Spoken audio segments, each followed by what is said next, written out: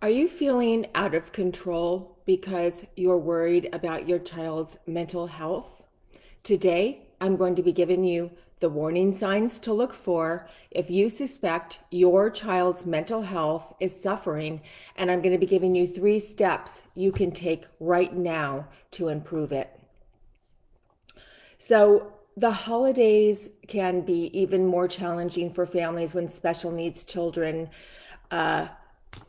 with special needs children. We know that the holidays change our schedules, they change everything about our typical normal life, even though right now we're not in a typical normal life anyway. So everything's turned upside down, and all of our lives have been significantly schedules are out the window, right?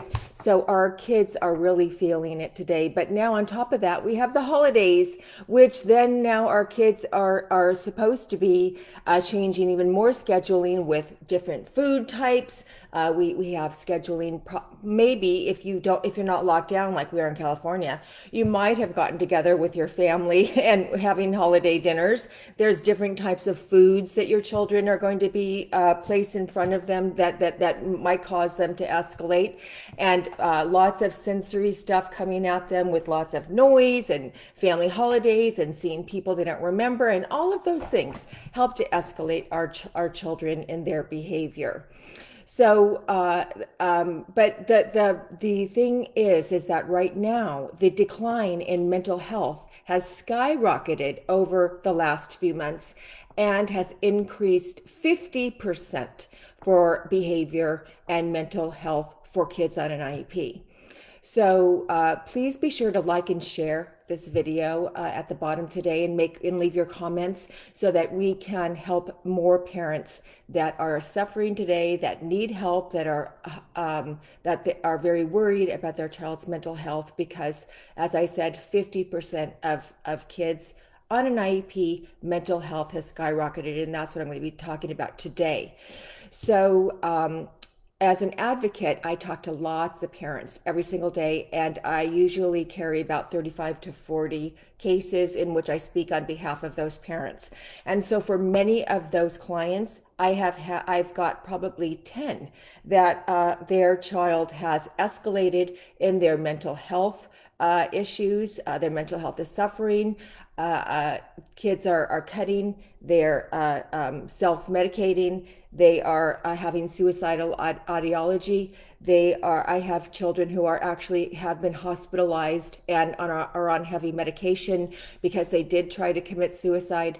And I'm experiencing this, I'm hearing this, parents are calling me every day. So I know, parents, what you're going through. So I want to talk about this and bring it to the forefront, because parents, you might be looking for what are the signs? What do I look for? What should I do? And that's what I'm going to be talking about in this video today. So it was common to see special ed students resisting to get online to learn virtually. But over the past 3 months, there's been even an alarming increase in depression, anxiety, self-harm. And that can look like cutting, headbanging, hitting themselves, suicide attempts, or suicide ideology. Since COVID hit and schools closed last March, I've been helping many parents to be successful in addressing these problems with their IEP teams while partnering with their child's doctor. So that's what's the most important, parents, is that you partner with your IEP team and you partner with your child's doctor. So if your child is exhibiting any of these warning signs, then this video is for you. Here's the signs: refusing to get online to access virtual schooling. You might notice that they have a very low self-esteem. They might be saying things like, I hate myself, I'm stupid, I wish I were dead. They might be having uncontrollable meltdowns. They might lose control when they get angry. So they just go completely out of control with their anger, instead of having and showing anger emotions and then calming down and modulating again. Their anger becomes out of control, and they can't control their anger, basically. Okay. They might be threatening to hurt others as well, or hurt themselves, or they might be hurting, self-harming themselves and showing self-injurious behaviors. They might be having debilitated anxiety or panic attacks. They might be exhibiting depression symptoms, lack of interest in things they once enjoyed. So look for that, parents, that they are isolating their room and they have a lack of interest in things that they once loved to do. They don't feel like doing that anymore. And then, like I said, they might be showing self-injurious behaviors. So if you see any of these warning signs, please act now and don't wait until it's too late. Many of my clients' kids have either been prescribed medication, been hospitalized, or their kid tried to commit suicide and they didn't see the warning signs. So here's the 3 points I'm going to be giving you on what you can act upon and do right now. Of course, call your doctor immediately. That's, the first number one thing. Okay. But here's the other points that I'm going to be going over with you today. And that would be that you're going to, so many of my parents throughout COVID, when it first started and it first hit, and we realized, wow, we're staying home. Wow, this is the new normal. It's going to be school online. It's going to be this virtual thing. And all the kids on IEPs are like going, I don't think so. I'm not going to learn online. No. And parents just gave up and they said, Valerie, what's the use? Why should I even try this? My kid is never going to learn online. But then we saw, as we worked with the IEP teams and as we worked with children, there was a transition period, a learning curve, and kids began to learn online. Kids on IEPs began to get it. They began to realize, oh my gosh, there's my teacher. I'm supposed to learn online. I'm supposed to listen to my teacher. This is what school is now.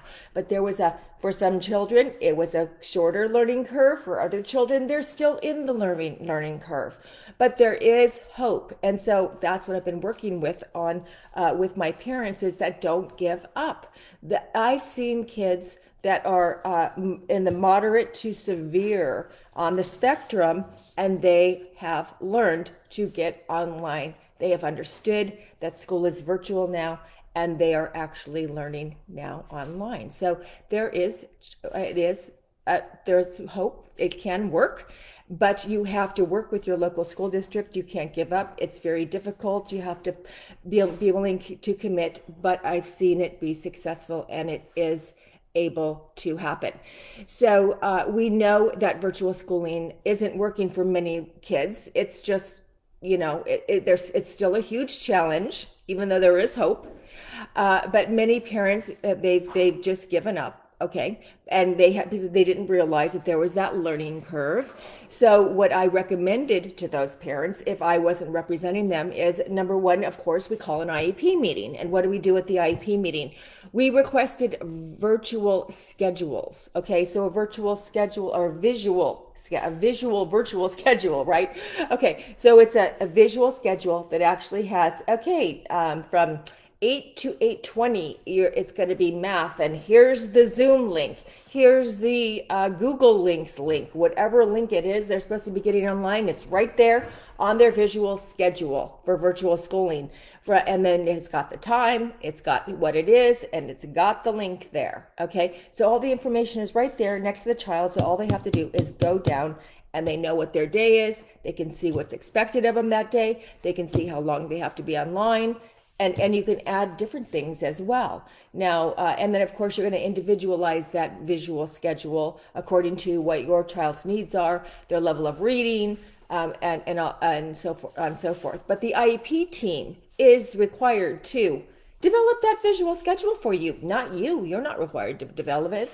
The IEP team is required to develop that visual virtual schedule for your child to meet the needs of your child, so your child can be independent, so your child can have the information right next to them. And then of course, if you need to assist your child with that to be successful to get online, then that's great too. But you should have a visual virtual schedule. Okay, and the next thing would be that you are going to request additional accommodations for your IEP. So you're going to look at the accommodations that you have right now on your IEP, and you're going to look to see, oh, we have to add some stuff here because virtual schooling requires my child have these additional accommodations, whatever they might be. But they could look like something like your child needs extended time to complete work. Maybe your child needs to have some of that work cut down, and so it's going to be a reduced workload. And maybe your child needs additional one-on-one assistance from your teacher, so you can reach out to your teacher and have a certain times that your child can get on or get tutoring if your child is falling behind. And there's many other accommodations that are available. I'm just listing those three because those would be the three top things that most kids would initially need. So you're also going to request support from a behavioralist or a psychologist to come immediately on your IEP team if you suspect your child has mental health issues and is suffering and that they are at risk of harming themselves or others. That's immediately what is required, and they are required, the school district is required and obligated to take action to help you and help your child with any kind of mental health issues. So you're going to request a behavioralist or a psychologist come on your team, and they might set up things like a reward system for your child. They might set up something like a first you're going to complete this, then we're going to do that. There's lots of different strategies that they could set up that they'll do. They might also add choices in for your child so that your child will feel more that they're more in control of their day. Where, okay, here's a choice. Would you like to do this, Joey, or would you like to do this? And then they get to choose and they feel more empowered regarding their ownership of their day and their education. There's lots of things that they can implement if with a psychologist or a behavioralist on your team to help your child. Okay, those are just some examples. And then you're also going to request a technology training for you or your child. So if your child doesn't know how to get on and use the technology to access the education, and you don't know how to access the technology and to access the education, then you have the right to ask for technology training from your IEP team. All you have to do is ask for it, they write it down in the IEP, and you will receive technology training. Most parents don't realize that. How on earth are you going to be successful with virtual schooling if you don't know how to use the technology? And then the second thing, so that was the first thing, which is your IEP team and the school, what you can do with them. Second point is, of course, your doctor. You're not going to wait until your child becomes severe and their mental health issues are impacted so greatly that you're going to look back and say, oh, I should have done something sooner. You don't want to wait. You're going to get a doctor's note and provide that to your IEP team. So after you take your child to the doctor and your doctor a diagnosis or gives you a prognosis on your child's mental health, they will have recommendations for you and your IEP team. So you're going to ask your doctor to write a note for you to give to your IEP team to add evidence that your child needs support regarding their mental health. And then you are going to partner with your doctor in working with the school, because the school will listen to you much more. They will expedite your requests when you have a doctor behind you saying, yes, this is true, this child is exhibiting mental health issues. Okay, so the third point I have for you parents is don't share more than you have to about COVID with your kiddos. Don't share more than you have to. So if your child asks a question about something, then you answer that question, but you don't elaborate and you don't start going on and filling in all the details about it, because you only answer the question that they asked a question. They want to know that, and you answer that question. Don't give them more information than they need. It's going to escalate their anxiety. Of course, Turn off the news. Don't listen to the news 24/7. They're always talking about it. It's scaring the kids. It's scaring us. That's what it's doing. It's instilling fear in the population. Turn off the news. Don't let kids hear the news and overhear your conversations and fears when you're talking maybe to your spouse or to a friend. Don't let them hear those conversations. Make your child feel safe and reassured that you are going to protect them. So create a safe haven within your home. Your own self-care is paramount in reducing your stress that your child feels. So make sure you take care of yourself. Self-care is for your own self is paramount to reduce your stress so that your child doesn't feel your stress. And make your home as routine and normal as possible. This creates a security, feeling of security when there's routines, when there's things they can expect, when they feel secure with those kinds of expectations of what's going to happen in the future, what they can expect is going to happen. Our kids have challenges with changes in routine, so minimizing changes in our daily schedule at home whenever possible will reduce anxiety and the fear of the unknown. So parents, if you'd like more information or coaching on this subject, please, you can join my Facebook group, the Special Education Parent Empowerment Network, or you can join my monthly parent membership, which is advocatesforangels.com/brigades/. And I also have a blog on which I have lots of all this information on my website, and that's advocatesforangels.com. And go to the blog on the blog tab, and I've got articles on mental health, on all the things that I talk about on all my Facebook lives. And parents, our mental health is paramount if we want our family to be successful in the transition to the new normal in our lives. Today, I've given you the warning signs and 3 solutions to address your child's mental health.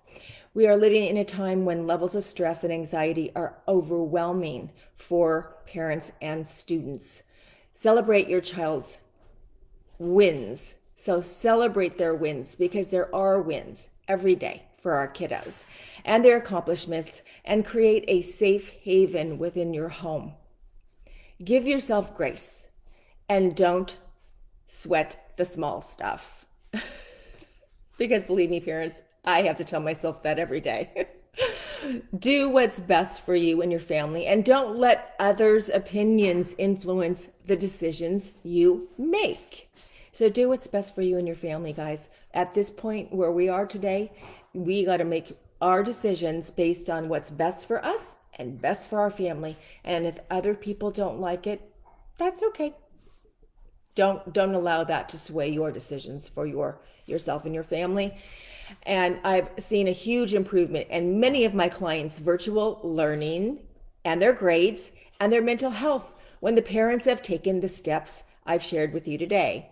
So I wish you and your family a blessed and joyous new year, and I will see you next Monday at 10 o'clock Pacific time for the Advocates for Angels next Facebook Live, parents.